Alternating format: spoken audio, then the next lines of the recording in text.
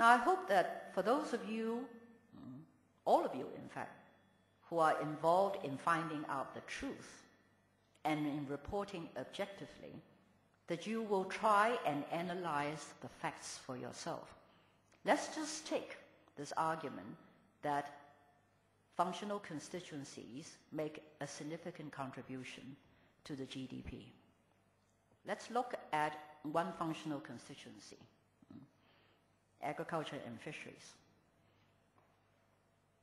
As you all know, agriculture and fisheries is no longer the mainstay of a Hong Kong economy.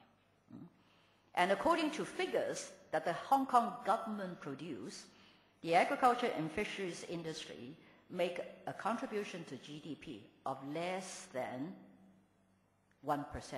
In fact, it is 0.0 something.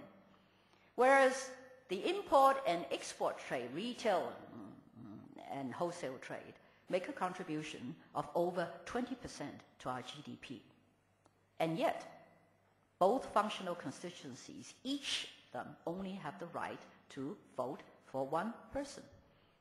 So you can begin to realize that at the moment, as functional constituencies are constituted, there's no particular rhyme and reason as to why certain sectors of the community were represented and elected to have the right to vote for members of the legislature, whereas others are not.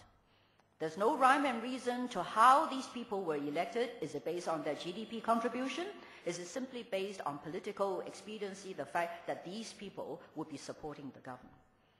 So you should try and find out for yourself what the facts are. Because until you are in possession of the facts, as distinct from the myths and the half-truths that are frequently trotted out in public to justify the retention of functional constituencies, I suggest that you are not in a position to decide for yourself what is the right course of action. And studying in the course that you are currently enrolled, if nothing else, you must be able to analyze facts, separate facts from untruth in order to arrive at your own conclusion. So my purpose in doing this analysis for you is to not necessarily persuade you to my thinking, but to give you the facts, and these are facts. I haven't dreamt them up, I haven't made them up. And I want you to take away these facts. If you don't believe me, you can go and look it up on the internet. But decide for yourself what is right, what is wrong, what is the truth, and what is not truth. And then you can make up your mind. Should we be fighting for the retention of functional constituencies?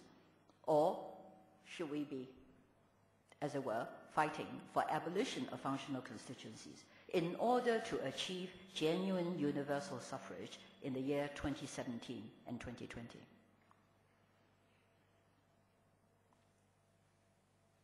Now, a word about governance. I think governance is an issue that concerns all of us. Not just people who are in politics, not just people who are sitting in the Legislative Council, not just business people. Why? Because we all want to live in a society that is just, compassionate in looking after the unfortunate members of our community. We want to see government policies that cater for the entire community instead of only protecting narrow vested interests. We want to live in a society where we can go about our daily business, whether it is studying, working, or any other activity, in a free and unencumbered manner, provided so long that we keep within the law. We want to have the right to worship whichever God we please. We want to be able to open our newspapers and to read objective analysis and not analysis and comments that toe a particular line because vested interests are involved. We want to live in a society where everybody can feel free to express their views whether it is in praise of the government or to criticize the government. And we want to live in a society where there are different voices. We don't want to live in a society where there is only one voice, and that is the voice of the government. Above all else, as we know from history, from looking at how the world operates, and the differences between dictatorships, communism, socialism, and capitalism, we know why a free, open, tolerant society is the best means of enabling each and every one of us to realize our full potential and to do with our life as we please, so long as we do not create chaos. Do you ever stop to ask yourself, why are you in Hong Kong? Why are so many of you not living in mainland China? What is the difference between Hong Kong and mainland China? What makes Hong Kong stand apart from any other Chinese city and any other Chinese province? It is the fact that we are a civil society, that we have the rule of law and not the rule of man.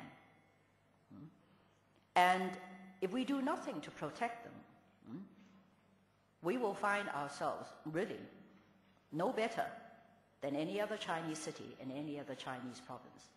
I think it is very ironic that 3 or 4 decades after our country embarked on open door policy, we seem to be going backwards in terms of rights and freedoms, in terms of our toleration for different points of view, in terms of our tolerance for encouraging everybody to maximize their potential.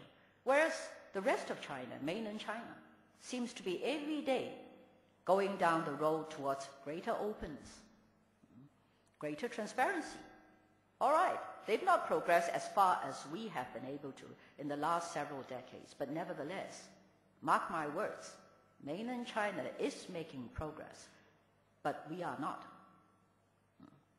We are standing still. If anything, sometimes we're going backwards. 11 years after reunification, do you ever hear our government coming out to defend 2 systems? Do you ever ask yourself, what is the difference between our system here and the system in mainland China? Again, if we do nothing to protect 2 systems, then one of these days it will disappear. And we will wake up to the fact, too late to do anything about it. Power needs checks and balances, particularly government power.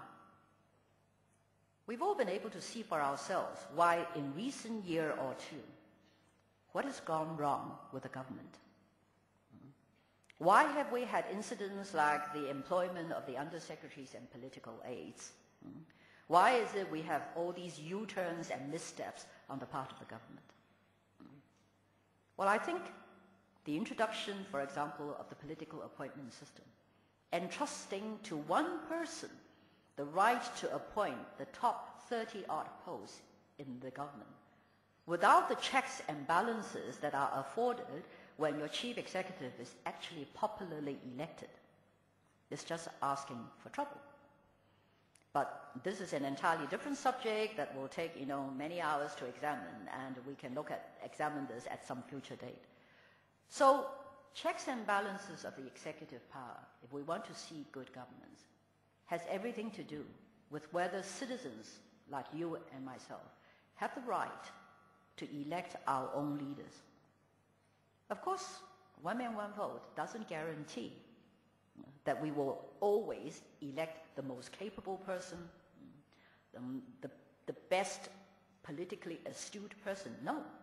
But at the very least, if we find that the person who has been elected is not up to the job, at least we have the right to vote him out and substitute him or her for somebody better. I don't pretend that democracy solves every single problem that we face. Sometimes I think democracy can be a pain in the neck. It can be very noisy, very difficult to cope with. But at least up till now, as we now stand in the 21st century, no one has yet devised a system that is foolproof.